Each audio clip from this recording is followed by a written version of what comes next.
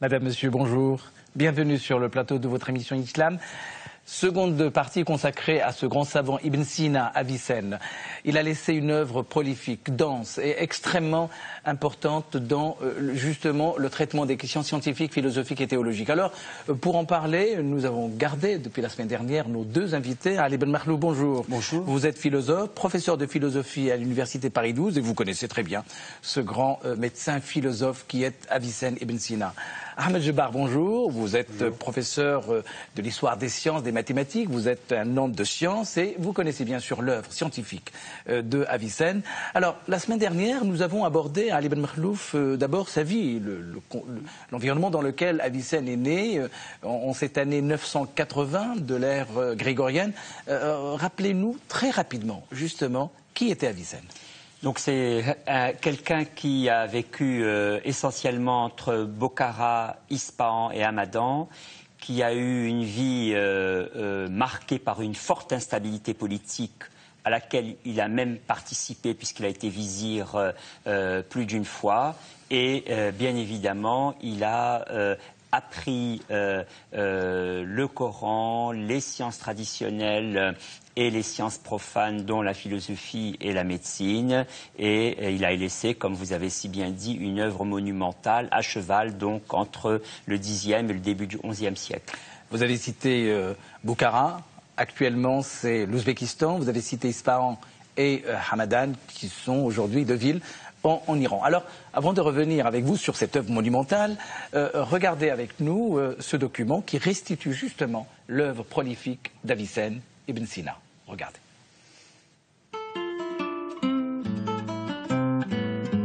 Ibn Sina, Avicenne, de son nom français, est né près de Bokhara, dans l'actuel Ouzbékistan. Doué d'une mémoire prodigieuse, il avait déjà mémorisé tout le Coran à 10 ans. Très vite, sa culture classique, pétrie de grec, d'arabe classique et de persan, éblouit ses contemporains, qui le nommeront le docteur des docteurs, le troisième maître de la pensée. Après Aristote, le premier maître, et après Al-Farabi, le deuxième maître, le guide, celui qui, à travers ses livres, lui donne les clés qui lui ouvrent les portes de la pensée grecque. Ayant à sa disposition la vaste bibliothèque du sultan samanide de Transoxiane, Ibn Sina devient un savant complet dans la tradition des humanistes grecs. Ses ouvrages les plus imposants et les plus célèbres sont le Kitab al-Shifa, le livre de la guérison, et le canon de la médecine. Écrivain prolifique, il est aussi l'auteur de centaines d'ouvrages, comme l'insolente Lettre au vizir Abou Saad, où il fustige le manque de rigueur intellectuelle de certains de ses contemporains, et précise des points complexes du raisonnement aristotélicien. Tout en menant une carrière politique mouvementée, comme ses jalousies et intrigues de cour qui l'obligent à fuir à travers la Transoxiane et la Perse, il écrit sans relâche, en arabe. Dans sa réfutation de l'astrologie, il affirme son scepticisme à l'égard des théories des alchimistes et clame haut et fort que l'usage de la raison n'est pas en opposition avec la foi religieuse. Document signé Marie-Annick Le Guern. D'abord, une réaction, Ahmed Jebar, sur ce sujet. Vous avez une réaction ? Il faut bien replacer Ibn Sina dans le contexte de son siècle, c'est-à-dire milieu du Xe et milieu du XIe. Ce siècle, pour comprendre pourquoi Ibn Sina, malgré, au-delà de ses capacités, de ses performances, de ses dons, il est quand même le produit de son siècle. Parce qu'il est le produit d'une société qui, depuis la fin du 8e siècle, a connu une dynamique sur le plan intellectuel, au sens large, théologique, juridique, philosophique, scientifique et technologique. Une dynamique qui a commencé par les grandes traductions qui vont durer quand même presque un siècle et demi, jusqu'au milieu du Xe siècle, au hasard de la découverte des manuscrits. Puis ensuite, une période, parfois même parallèlement, une période d'assimilation et puis de création, d'inventivité, d'innovation. Et donc il est en plein dans ce siècle à cheval d'innovation. À la même époque, et il est le témoin de ces innovations, quand ce n'est pas lui d'ailleurs qui en est l'acteur, et il nous rapporte, on en parlera après si vous voulez, il nous rapporte certaines découvertes scientifiques parce qu'il était au courant de ce qui se passait et parce qu'il était en contact avec les grands savants de son époque. Il était à la fois exceptionnel bien sûr, mais il reflétait aussi ce dynamisme et cette créativité dans la pensée en général, philosophique, mathématique, astronomique, etc. Alors, Ali Ben Makhlouf, il était prolifique, il était un savant complet et complexe. Quelle est l'œuvre majeure d'Avicenne? On dira le Shifa, bien sûr, la guérison. Kitab Shifa. Kitab Shifa, qui signifie la guérison, mais qui en fait ne se rapporte pas à la médecine comme on pourrait le penser de prime abord, mais c'est la guérison, c'est comme on dirait, si vous voulez, maintenant, la réforme de l'entendement. La guérison, c'est la médecine de l'âme, en un sens, qui comprend la logique, la métaphysique, les sciences dites naturelles, on pourrait dire les sciences naturelles aujourd'hui, en fait, le Shifa, c'est une reprise de la classification grecque des savoirs en logique, physique, métaphysique, sciences de la nature.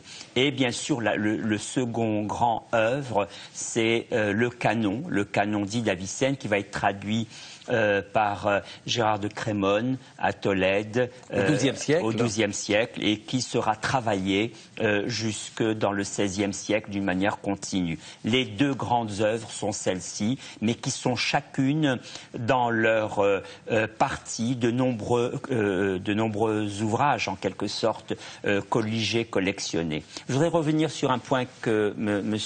Djebar a signalé tout à l'heure, c'est qu'en fait il y a déjà une maturation du savoir entre le Xe et le XIe siècle, puisque Ibn Sina consulte des catalogues.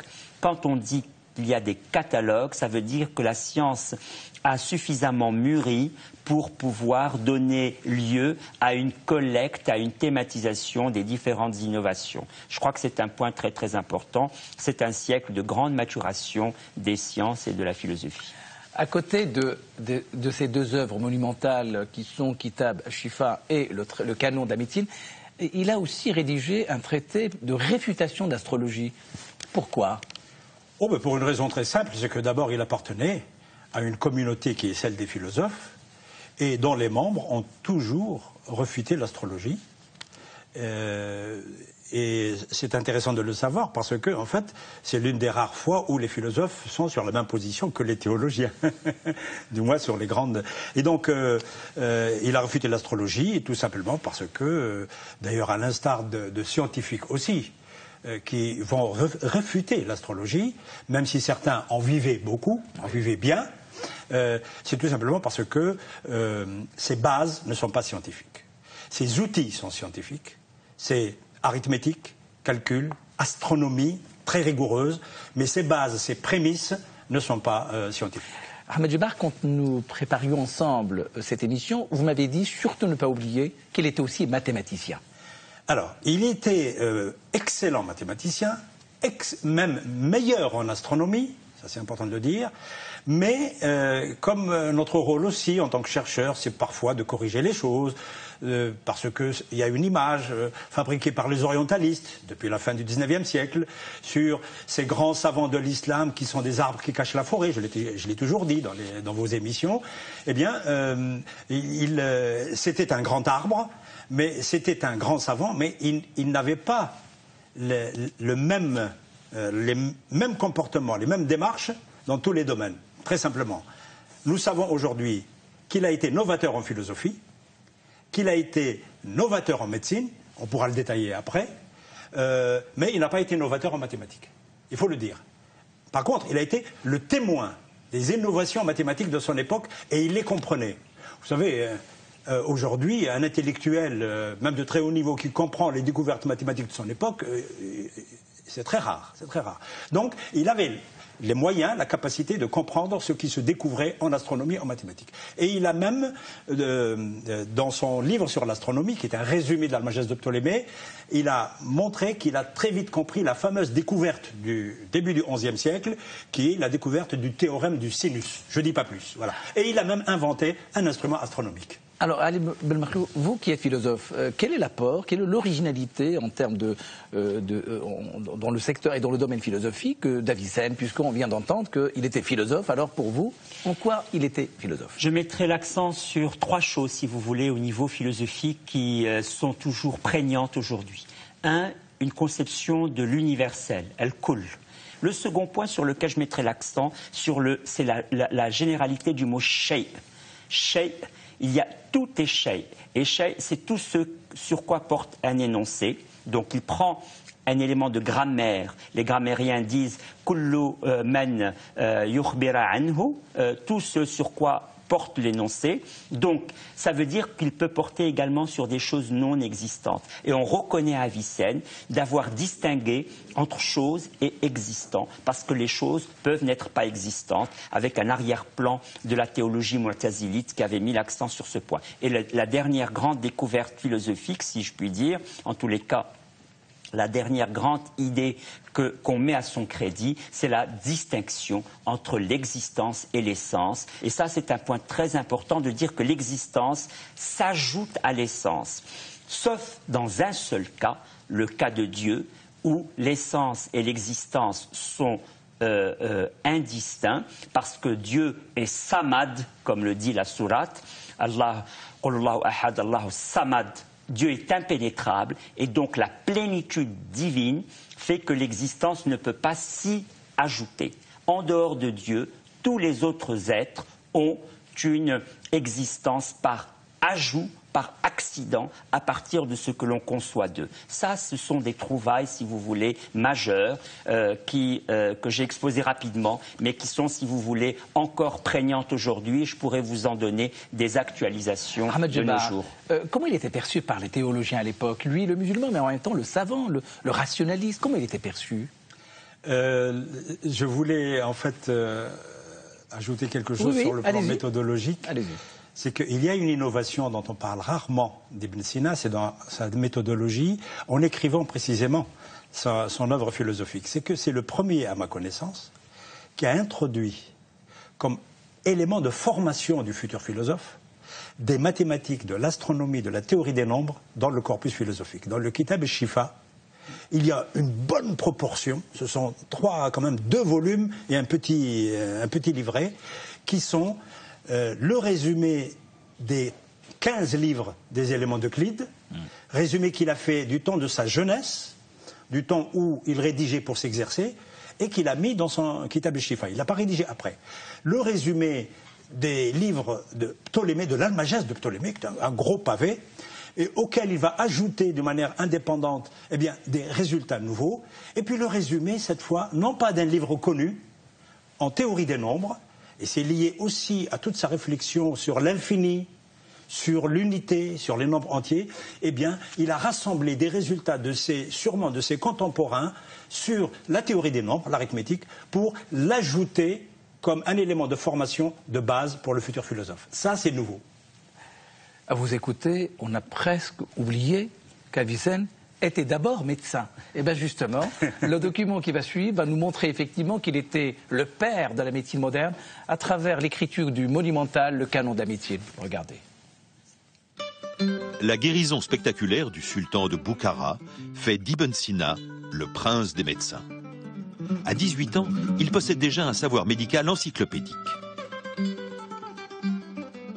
La tradition prophétique encourage la pratique de la médecine. Ibn Sina a étudié les écrits d'Hippocrate, le père de la médecine grecque. Il s'est imprégné aussi des principes de Galien et parmi les ouvrages en arabe, des œuvres du médecin persan Al-Razi. L'œuvre majeure d'Avicenne, le canon de la médecine, est une ambitieuse encyclopédie médicale. Il y traite des instruments de chirurgie, presque les mêmes qu'aujourd'hui, d'anatomie, de la circulation du sang.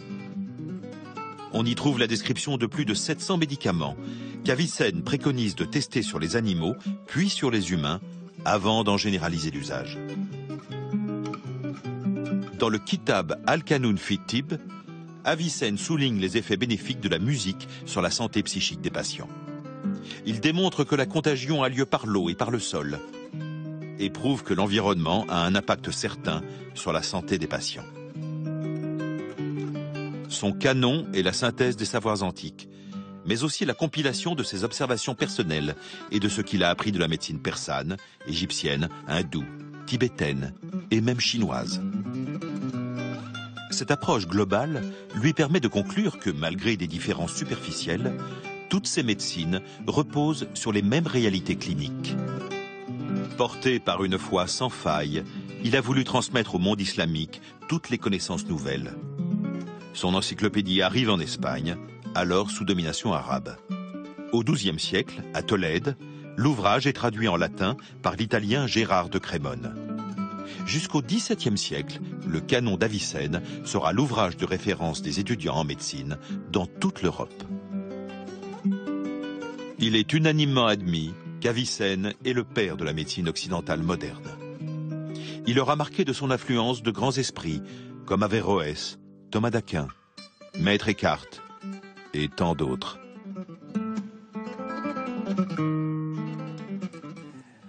Document signé Marie-Annick Le Guern. Alors, Ali Ben Makhlouf, on vient d'entendre que Avicenne est le père de la médecine moderne. Il a été un savant producteur d'un savoir considérable sur la médecine. Quel était à l'époque l'état des savoirs médicaux du temps d'Avicenne?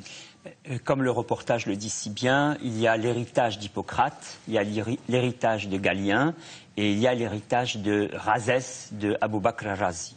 À partir de ces trois héritages, Ibn Sina a en quelque sorte mis en avant, et c'est bien dit dans le reportage, l'idée d'une clinique, l'idée d'une thérapeutique poussée à travers précisément le perfectionnement des instruments. Je crois qu'il faut tenir ensemble les deux choses, c'est-à-dire que les techniques, par leur perfectionnement, permettent de meilleurs diagnostics et de meilleurs résultats. Ça, je crois que c'est un premier point.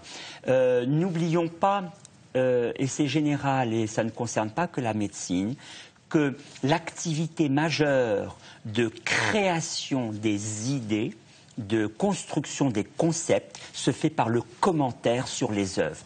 Quand il commente Hippocrate et Galien, il crée en même temps parce que la parole qui est commentée, c'est une parole qui n'a jamais été dite jusqu'à présent et à partir de là, précisément, se fait de la création. Le commentaire n'est pas une reprise pâle de ce qui a été dit, mais c'est une façon de faire émerger de nouvelles idées. Ahmed Djebbal. Moi, je voulais juste ajouter quelque chose, tout a été dit en fait, c'est qu'on peut aussi percevoir l'apport d'Ibn Sina à deux niveaux. Il y a un niveau qui est, disons, que j'appellerais technique, parce que je suis mathématicien, qui est qu'il a eu quelques contributions comme effectivement praticien de la médecine. Bien. Il a eu, par exemple, il a diagnostiqué certaines maladies ou des maladies pulmonaires, parce qu'il faut être très... On ne peut pas rentrer dans le détail. Il aurait utilisé de manière peut-être originale le forceps pour des accouchements. Et il aurait décrit d'une manière précise et très intéressante certaines névroses, en plus de ce qu'il a dit sur la psychothérapie, en particulier la musique, etc. D'ailleurs, il disait que les problèmes de santé sont liés, bien sûr, à des conditions psychologiques. Absolument. Alors ça, c'est au premier niveau. Bien. Au deuxième niveau, c'est son apport au niveau de la méthodologie. Moi, il me semble que quand je regarde, quand je compare, ce n'est pas mon opinion personnelle, mais j'adhère à cette opinion, à cette analyse. Quand on compare la manière dont Razi, qui a évoqué Ali, fait la médecine, la manière avec laquelle Ibn Sina fait la médecine, Ibn Sina apparaît comme étant un théoricien qui synthétise. Et c'est ce qui fera que son livre va traverser les siècles. Parce que les médecins avaient besoin, en plus de leur pratique au quotidien, de leurs innovations, etc., de ce guide qui est une synthèse absolument merveilleuse, originale. Et puis, si on compare ce qu'il fait là et puis ce qu'a fait Razi, Razi est considéré par les spécialistes aujourd'hui comme étant un meilleur clinicien que Ibn Sina. Ça n'enlève rien à la valeur de l'un ou de l'autre. Mais l'un est théoricien, l'autre est clinicien. En fait, ils sont complémentaires. Et heureusement pour l'Europe, les deux ouvrages fondamentaux, Al-Hawi et puis le Kitab al-Qanoun, ont été traduits en latin à partir du XIIe siècle. Ce que vient de dire Si Ahmed est très très important, c'est-à-dire qu'il a considéré que la médecine devait avoir une méthodologie qui elle-même est empruntée à d'autres sciences.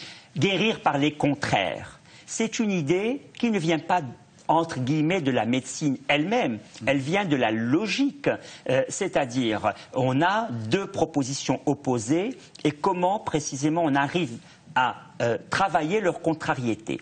Et donc c'est exactement cette idée de la guérison par les contraires, c'est une idée de la dialectique aristotélicienne où finalement on passe d'un contraire à un autre.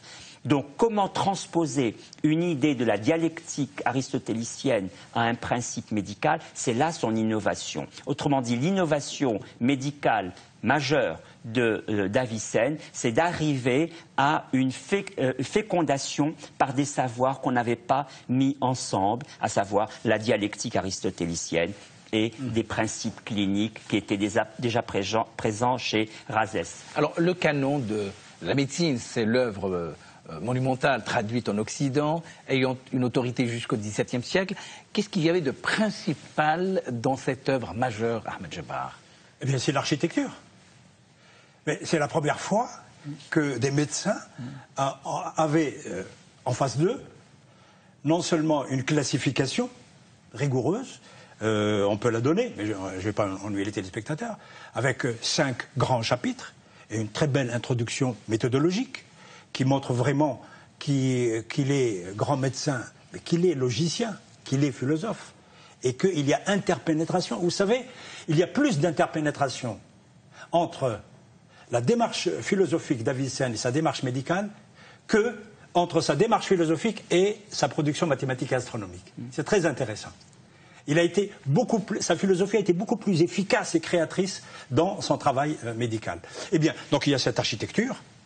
Et puis, en plus, il y a cet apport indirect qui est que on va prendre les apports de Galien, d'Hippocrate et surtout d'Ibn Abu Bakr al-Razi, probablement d'Al-Majoussi, et de les intégrer non pas uniquement comme une succession d'apports techniques de grands médecins qui sont antérieurs, mais de les intégrer dans une conception de la médecine qui était une modernité au Xe siècle.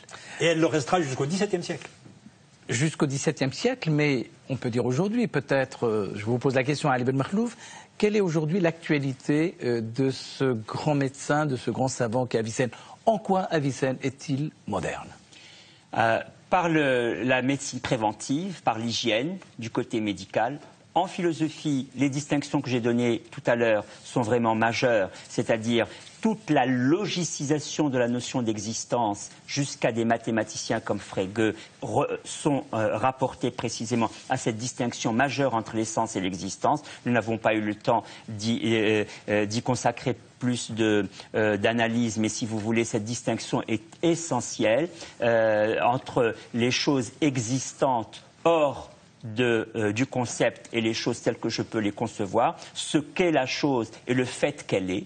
Eh bien, cette distinction, elle a l'air élémentaire, mais je peux vous dire qu'il a fallu attendre Avicenne pour l'établir clairement, et elle a donné précisément lieu, aussi bien chez Leibniz que chez Frege, que chez les mathématiciens contemporains, à tout un développement de l'existence qui est exactement de même nature que le nombre, parce qu'on peut énumérer les individus existants, et l'essence qui est de même nature que le concept. Alors cette idée que l'essence est un concept et l'existence est un nombre, c'est quelque chose qui a des effets jusque dans les fondements de l'informatique aujourd'hui. Et ça, si vous voulez, la réussite d'Avicenne, c'est d'avoir anonymisé sa trace. On ne sait plus que c'est lui, précisément, qui a été à même de distinguer entre l'essence et l'existence. Ahmed Djebar, nous arrivons au terme de cette émission. On peut dire beaucoup de choses, notamment sur le génie d'Avicenne et sa contribution à la médecine moderne. Que reste-t-il aujourd'hui, et notamment dans le monde auquel il a toujours appartenu, historiquement, culturellement, religieusement, le monde musulman? Est-ce qu'on lui donne toute la place qu'il mérite? On ne lui donne pas toute la place qu'il mérite. D'abord, parmi ses contributions et ses apports, etc., il reste encore aujourd'hui, d'après les spécialistes, à relire ses ouvrages, en particulier médicaux, pour y trouver parfois des solutions dans l'homéopathie, dans les centaines de médicaments simples et les médicaments complexes, composés comme on dit. On y trouve aussi parfois des réponses à certains soins. Mais moi je retiendrai l'image suivante d'Ibn Sina. C'était un homme libre à double titre. Et dans la société musulmane d'aujourd'hui, c'est très important. C'était un homme libre dans la pensée, tout en étant fidèle à l'enseignement des maîtres. On peut être fidèle à l'enseignement des maîtres et puis se donner la liberté d'aller au-delà des maîtres quand on peut, bien sûr, et même de critiquer les maîtres avec beaucoup de respect. Cette liberté intellectuelle, Ibn Sina la représente merveilleusement. Et puis, il a une liberté citoyenne. C'est quand même un savant qui refuse la contrainte, même si ça vient des puissants de cette terre. En étant fidèle à la fois à ses maîtres, en étant fidèle à sa liberté, il était aussi fidèle à sa foi, puisqu'il pensait tout cela à l'intérieur de sa foi, Ali ibn Makhlouf. Dans le récit des oiseaux, on n'a pas parlé des récits mystiques, Hayy ibn Yaqdan et le récit des oiseaux, il dit « Je demande secours à Dieu et liberté aux hommes ». C'est très joli. C'est tout à fait cela.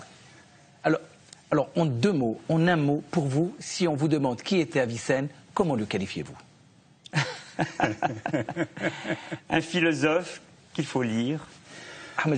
Un penseur scientifique qu'il faut lire et qu'il faut imiter.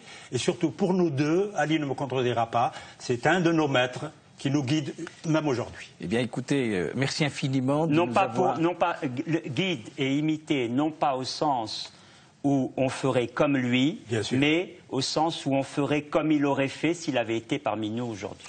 Absolument. Merci infiniment de nous avoir renseignés, informés et enrichi le débat autour de ce grand penseur qui est Avicenne. Alors, bien sûr, des ouvrages qui nous ont permis de préparer cette émission. Alors de vous, l'âge d'or des sciences arabes, Ahmed Djebar, c'est un ouvrage réactualisé très souvent parce qu'il est toujours d'actualité à l'issue de cette grande exposition précisément sur les sciences arabes aux éditions Le Pommier. Ali ibn Makhlouf, voix philosophique, voix au pluriel, puisque vous interrogez un certain nombre de concepts qui sont opérationnels, la question de la raison, la question de la philosophie et son rôle justement dans, je dirais, le développement de la pensée humaine aux éditions Descartes. Ibn An-Nafis, abrégé du canon d'Avicenne, évidemment, ce canon composé de 5 chapitres. Là, c'est un abrégé, traduit de la langue arabe par Ammar Chadli et Ali Himrit, rédigé et annoté par Ammar Chadli aux éditions Sympact. Avicenne, réfutation de l'astrologie, on en a parlé tout à l'heure. Édition, traduction de textes arabes, introduction noté lexique par Yahya Michaud aux éditions Al-Bouraq. La médecine arabe et l'Occident médiéval, Daniel Jacquard et Françoise Michaud aux éditions Maisonneuve et La Rose. Et puis, nous remercions infiniment l'Institut du monde arabe et le service de la documentation de l'Institut du monde arabe de nous avoir prêté gracieusement ce document effectivement unique. La médecine au temps des califes à l'ombre d'Avicenne, c'est un véritable chef-d'œuvre qui nous restitue, je dirais, dans un ouvrage absolument magnifique, très beau, illustré, l'œuvre justement d'Avicenne. Voilà donc, j'espère qu'en vous écoutant, on a envie d'être un peu plus curieux sur un des hommes les plus connus et surtout les plus féconds de la pensée du monde musulman, mais aussi au-delà, car c'est d'abord un penseur universel. Merci de nous avoir suivis. Prochaine émission dimanche matin.